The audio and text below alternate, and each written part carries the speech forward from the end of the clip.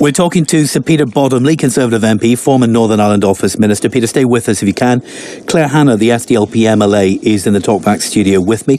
We're also joined by Felicity Huston, a member of the Conservative Party who supported Brexit. Welcome back, Felicity. Welcome back to Claire. Felicity, do you agree with Peter Bottomley that Theresa May can continue as Prime Minister if she is very significantly defeated in her deal tonight? I honestly don't see how she could. You know, anywhere in life, if you were seen to be so incapable of doing the most important job you've been asked to do, and you completely, for various reasons, didn't succeed, wouldn't you resign? I mean, and it's her flagship legislation, as the phrase tends to be.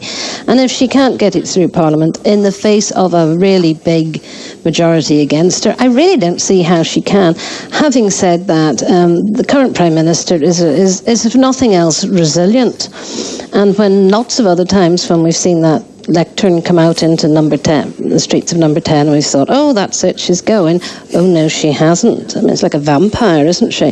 So it is quite remarkable, and I sort of suspect she will still be there almost whatever happens, on the grounds that in the national interest it would be a dreadful thing, in her opinion, to stand down. Goodness, is this where we are in politics now, Felicity, where a member of the Conservative Party describes a Conservative Prime Minister as a vampire? Well, I'm just an ordinary member.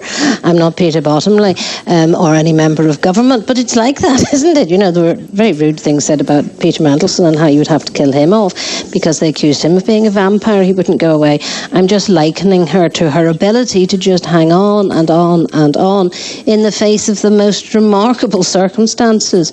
You know, and you could, in fact, you could describe her as a rock. Well, that's another word for it, yes, I suppose so. It has quite a different tone, doesn't it? It does, exactly. Even rocks can be smashed, but... Oh, my goodness. Yeah, quite. I mean, I just think she is, you know, and I keep wondering what history will say about her. And I'm not sure it will be kind, but it will say that in the face of almost everything where other people would have gone, might be said, done the decent thing, she hangs on. And I think it's because there's a deep belief in her that, you know, she is the one to do it. Claire Hanna, let's just go with this scenario in which, and this is the one that most people are projecting, and obviously nothing is agreed, nothing is done until it's done. Theresa May might win her vote tonight. That would be miraculous, politically, one would say, but it's possible, in which case that would be an extraordinary story in itself. But if she is defeated tonight, and substantially defeated tonight, what would be the point of her resigning? Surely at this point, if she's defeated tonight and we have that kind of parliamentary crisis, the one thing you don't need to do is to get the Tory party to all get on their buses and drive up the new party leadership election road. Well, I think there's no doubt she's been crushingly poor at this negotiation, at the one job that she had. Bear in mind, government's doing practically nothing else, and at kind of 2 years of making a lot of contradictory promises, and then at the last minute trying to reconcile them. But fundamentally, the problem isn't really Theresa May or this deal. It is Brexit and the undeliverability of those contradictory promises, and I suppose the impossibility of reconciling that party and Westminster as well. So, do you have any criticism at all to make of the European Union?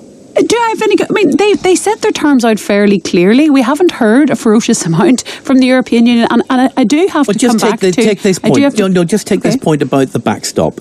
And it would seem that a lot of people would be prepared to support Theresa May in Parliament tonight if the European Union would simply give a legal codicil, a legally binding clause, add it to the treaty, and give an absolute fixed date. Now, they've done it before. We know they've done it before with the Lisbon Treaty and other things.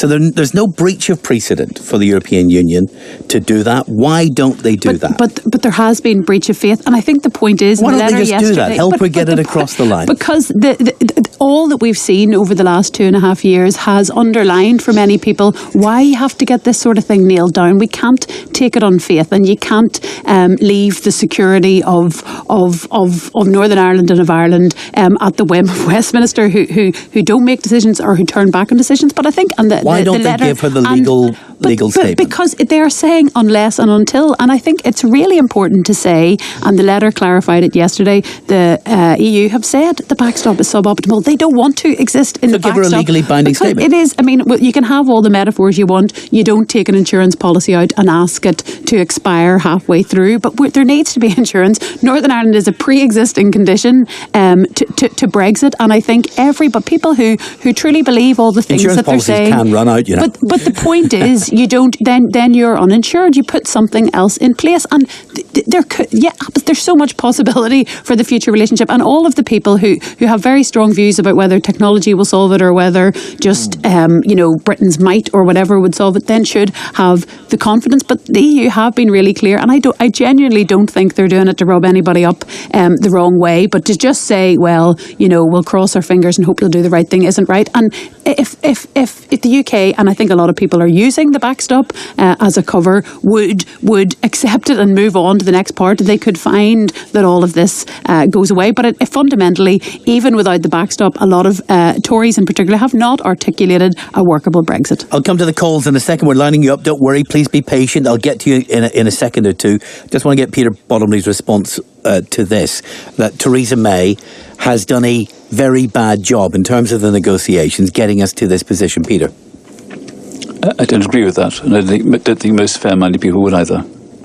I think that, and I said directly to Theresa May when we met her last month, credit to her for, and particularly in terms of the language, accepting and acknowledging the things that I've just said about the need for a backstop and about the need for protection of Northern Ireland. And as I say, I said that publicly and I said it to her directly. But it was the problem of, for 2 years, telling people that nobody would have to compromise. Did you tell her you think she's incompetent?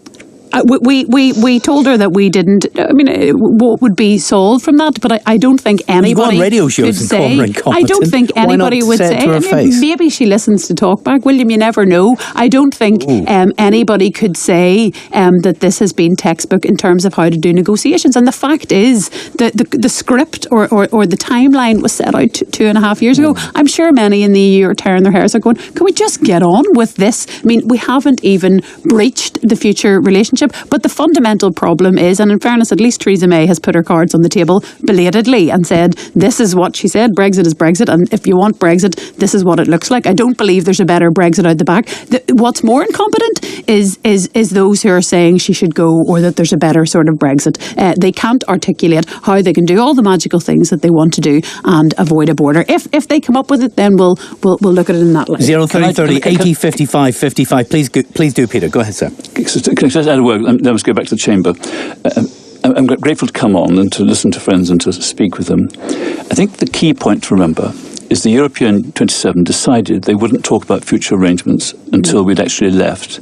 If we had done that concurrently with the withdrawal agreement, there'd be no need for a backstop. It's because of the EU 27 insisting on that. And in the back of my mind, I think part of it is a little battle between the Taoiseach and Simon Coveney in the Republic, where I don't think Leo wants to do something which might actually solve the problem because he's fearful of being slightly elbowed aside. There are always these personalities in politics, and that's my view. There's no basis to say that with respect. I'm sorry, you're just not reading the dynamics there correctly in any way with respect. Peter, I know you've got to leave. Just before you go, would you comment for us on this? This statement that's now doing the rounds from the German Foreign Minister, suggesting that if Theresa May loses tonight, there may be a little bit of room for further talk between the EU and her government, though he did go on to say no substantial changes nevertheless would be made to the treaty. How much should we read into that? Not a great deal. Subsequent to that, someone on behalf of the Chancellor denied it, but obviously there is room for more talk. Clearly there won't be any substantial change to the agreed treaty. The question is whether you can tack something on which will make people in Northern Ireland content and their supporters. I'm a supporter as well, but other supporters of theirs in the United Kingdom Parliament go along with the deal. If that unlocks things, they'll be greatly welcome. But I don't think it's going to be a great big bang. I think it's going to be something that people begin to realise is better than the alternatives. Peter, good to talk to you. Thank you very much, sir. So Peter Bottomley, Conservative MP, 030 80 55 55. Claire Hanna's still with us, along with Felicity Huston. And we're asking really if you think Theresa May's a tenable Prime Minister if she loses the flagship policy of her administration tonight in Brexit. David in Bangor. Hello, David. Hello. What do you think? Well, I think it's very hard to say it's against Theresa May, because Theresa May is only carrying out the wishes of the referendum which was taken. She happens to be in that position. All those other people like Farage and the Labour Party, what have they come up with? Nothing. But they're ripping her apart as if it's her fault. You sound very sympathetic to Theresa May. No. I'm saying the people voted to leave. Now, Parliament tonight decide, no, that's not good enough. It's the people of this country said to leave. There was a vote taken. There was. She is only carrying out the wishes of the people. David, thank you very much. What right have the politicians then to say the people are wrong? David, thank you very much. Of course, there are people who voted to leave who say when they voted to leave, what they had in mind was not Theresa May's deal and that it is Brexit in name only. We've got to put that into the conversation as well. There are people who disagree with Theresa May's deal who voted for Brexit, not least people like Jacob Rees-Mogg and Boris Johnson. Roberta is there too. Hello, Roberta. Hello, William. Hello, Roberta. Well, Brexit will really be glad tomorrow when this is all over. Unfortunately, that's it's optimism. Not all over. It's only this beginning. I have the greatest sympathy for Theresa May. Yeah. She has given 150%. She's from here to there to yonder, and she's absolutely, I think, done her best. Now, I know she is a Christian lady, and I know she will have prayed about that, and I will sit and see what God decides is to happen to us regarding Brexit. The backstop we do not want, because we need to be able to travel from south to north and north to south without any hindrance. But isn't that what the backstop would guarantee? Not really, and I mean... That was the point of the backstop, to allow that to continue. I know, but I think that would continue even without it. I can't see the south of Ireland putting up barriers just to keep everybody from Northern Ireland out. Well, Theresa May said in the House of Commons yesterday that the European Union has told her that in the event of a no-deal Brexit, they would require the Republic of Ireland to put checks on the border. Well, I mean, that's up to them. You better get on with it. Well, a no-deal Brexit hasn't happened yet. No. Well, I don't know. Whatever God has planned for us, that will happen. But last night I was listening to Lord Hayne on a programme, and it was so refreshing to hear him say about our Assembly. When he was Secretary of State, he was a good Secretary of State. But anyhow, he said that the government really should be getting some independent person to get Sinn Féin and the DUP together and to keep them there until they have a solution. Well, he took the money away, didn't he? Well, he's only took part of it. No, he did. He took the money away. Well, that's Back what in the it day. needs. He said that's what it needs. There was a lady on this morning and her mother had sat 2 days in the city hospital waiting for a bed. Now, their wages money should be going towards the health service or health education. And he also said they get millions in funding each year. So, I mean, that should be stopped until they get back to the Assembly. Roberta, give me a call some other time. You're great. Thank you very much. Really good to talk to you. Peter's there too in Banbridge. Hello, Peter. Hello, William. How are you? No, I'll just talk about Theresa May in a minute, but just Claire Hanna, I'm a big fan of hers. But she used the term there, Ireland and Northern Ireland. Ireland is 32 counties. There is no place for Northern Ireland in that 32 counties. But I probably hope she doesn't use it again. No, they'll have to start facing a few facts, especially the union. Well, maybe you have to face a few facts as well. There is a constitutional border on the island. Northern Ireland does exist in law. Now, William, Ireland is 32 counties. That's it. I know that's your political view, but the legal reality is there too. It's not political. The rugby teams, the hockey, everything picks from the 30 is called Ireland. If you say Ireland, you're saying 32 counties. Alas, the rugby teams do not determine the politics of this place. I know, but there's plenty of other people as well. Go on and make your Brexit point, Peter. No, but they'll have to start telling the truth about the border. Arlene Foster was on the news just before your programme today. Yes. And she says that there never was a customs border. It was a border of the past where it was only used to stop terrorists and flow of Semtex. That's not true. There was always a customs border across Ireland.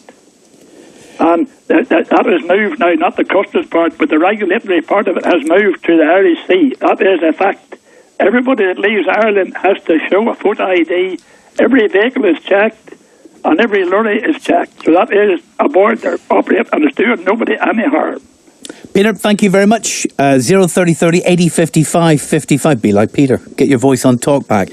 Felicity, did I hear you a moment ago interjecting with the words, get on with it? Well, what I was thinking is that if the Irish are going to have to put up border posts, they jolly well better get on with it, because they've only got, 70 days or something to get them built. I mean, I remember hearing the head of the Irish Revenue Commissioners when Kelly was still Taoiseach saying that Irish farmers were offering him sites all over the border, all around it on the Irish side, for customs posts. They were trying to sell him them, reckoning they'd get a good price at the moment, or back then. And he had said he didn't want any of them because he had no intention of having customs posts. But that was when the previous Taoiseach had a different attitude to how the board would work.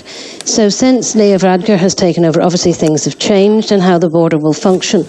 So I'm just thinking that if the EU are going to force them to impose customs posts, and they have to have it all real and stop lorries and so on, would the sheer practicalities not mean they'd better contact those farmers again and see if they can get the sites off them? Do you think that this whole hard border controversy is a confection in the mind of a hardball Taoiseach? Well, I'm just very struck by the contrast. I mean, if you look back at the evidence that I can't remember the name of the Irish Revenue Commission senior one. He in the committee, he said there was no problem at all. There was no need for any checks and so on in this world nowadays. And this is a couple of years ago. And he was quite happy that it could go forward quite smoothly. There was then clearly a policy change when Varadkar took over. He obviously decided he wished to work it differently. So, I mean, that's for the Irish to explain why there was a massive policy change. Claire Hanna. That's just simply not true. I mean, I think to say that there's no need for any sort of checks is either completely disingenuous or just failing to understand the realities of regulations and of modern business and of different product standards north and south and of the way that many people make their living, and this straw man about a change in policy from Dublin. For the first year after the referendum under Enda Kenny, I think he was kind of quite graciously, trying not to pour petrol on the flames and waiting to see how Britain would respond. The change in tone has been because we are approaching decisions, and I just don't think you can kick the Irish government for seeking to protect the economic interests of people. Nobody's kicking anybody. I'm just telling you what happened. But you're not. That's fair enough. That's your version of what happened. But I just don't think it stands up. And it is. Well, the evidence is wrong. there, Claire. Sorry, the evidence that you're saying, but there's many reports. Are you genuinely saying you don't grasp why there would be required to be checks if one half of this island was in the single market and one half was not? What I'm saying is the experts in it felt that it wasn't necessary to have border posts, customs posts, hard ones, literal ones, all around the border. And I would bow to his expertise in it rather than anybody else's. But there was that is one report that I have read, and many that I've seen, but many others have superseded it, including by Commons committees and many others, and by both sets of government. So you're citing one erroneous but why report. is it erroneous? But Felicity, tell me this, because the documentation from both governments has understated that there has to be. So when did the policy change? Basically, when we changed. Tell me this. Guys, tell me this. This is really important. If it's so easy to manage the regulatory divergence, as you say, why can't it be done on an east-west basis? I don't quite understand what you mean. Well, you're saying that there's for somehow magically everyone will just understand that regulation. Look, you don't need to use terms like that. I'm not talking about magical things. I'm just quoting something. Listen, guys. No, I'm going to shut you both down. We cannot actually follow what you're saying because you're shouting over each other. But you're saying that there's Claire first, then we'll come to you, Felicity. That there's no requirement for any checks, that despite different product standards, despite different immigration regimes, despite a lot of different regulations, that there would be no checks north and south. Presumably there may be a technical solution. If it's so manageable north to south, why can't we do, if there's no real need for checks or any sort of a barrier, why can't it be an east-west barrier? Can I just bring in this tweet from Walker at BBC Talkback? He says, "It's unbelievable. I've just watched Arlene telling the British people who live in Britain that she lived through the Troubles and that there was never a hard border.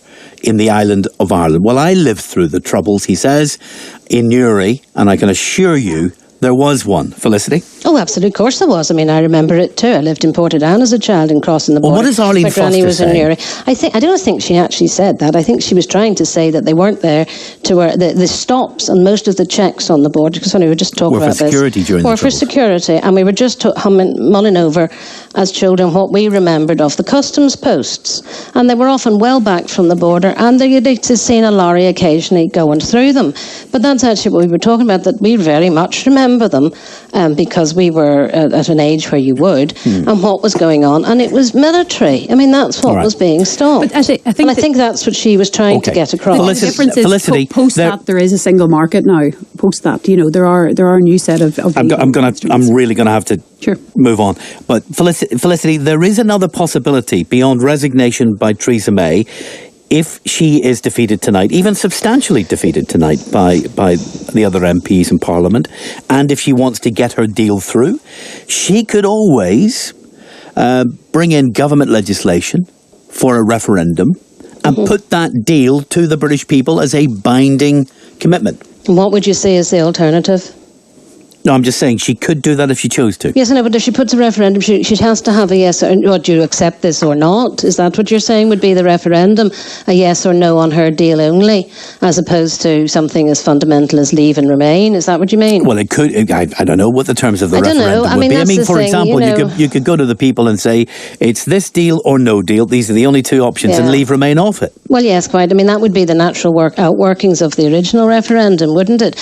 Wouldn't it be interesting to see? I mean, my own vox pop out walking the dogs around the parks around here. Most people want a no deal. They don't want what she's offered. But I mean, that's just, talking to people around. And obviously it depends who you talk to. Exactly. It just depends where you are and what you do. I live in East Belfast. We voted to leave, and the majority of people, I think, are still very much of that opinion. And I mean, you just get different views on it. It does seem a cop-out. The people spoke. Is it not time Parliament just got on with it? Well, Parliament is getting on with it, and they're not doing a very good job, are they? Well, that's parliamentary democracy for you. Well, it's not supposed to be like this. I mean, we trust them to do what's the alternative? A dictatorship? Things. Well, my politics professor said that the most efficient form of government was dictatorship tempered with assassination. But I'm not sure that. What the heck are you talking about? No, that's my politics professor suggested that. He'd always said it with a smile. Yeah, but listen, we're in a free and liberal democracy. We're not talking about dictatorship. Well, you were the one who came up with the idea. What's your alternative to what we're doing right now in parliamentary democracy? Well, I think that those who fought their manifestoed on a manifesto that said they would have a leave should be sticking to it. And a great many MPs in Parliament who were re-elected on a manifesto of leave have spent, since the general election, a lot of time trying to undermine what they said in their manifesto that they would leave. There are a great many Tory MPs who were elected on that manifesto, and they have not supported the Prime Minister in it. So her ground troops haven't done what they'd said they would do, and that's one of the reasons where we are. I would have thought, incidentally, any politics professor who believes that the most effective form of democracy is dictatorship tempered by assassination probably needs to go and check the word democracy in the dictionary. He was talking, it was a theory class, and he was talking about the different types of it, and it is one of those jokes that is made in the political science. I can see it as a joke, but it wouldn't be a definition of democracy, would it? No. Sean, in Enniskillen. Hello, Sean. Hello, William. I think Theresa May must go. She was given, as has been said in the programme before, she was given one job. What would be the point of her going? There probably is very little point in her going because the replacements are going to be hard to find. Why take out another 4, 5, 6 weeks to have a Tory leadership contest at this point in the middle of a crisis? Because at this point in the middle of the crisis, there is no solution. And she is not the solution. But could I just say to Claire, has she been in any of the border towns shopping?